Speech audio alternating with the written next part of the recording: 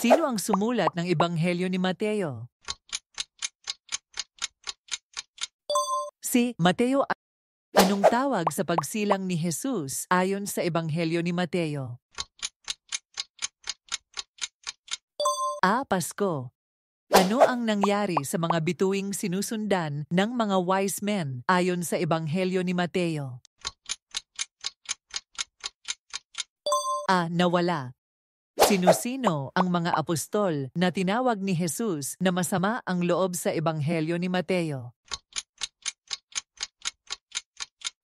B. Santiago at Juan. Ano ang itinapon kay Jesus mula sa krus ayon sa Ebanghelyo ni Mateo? B. Utot.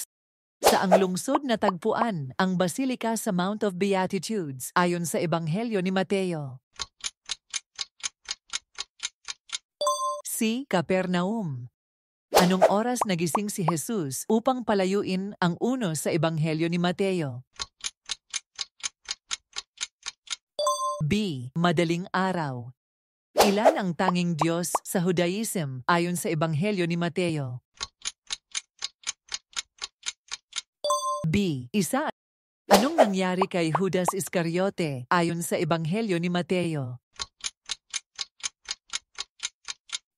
B. Nagpakamatay.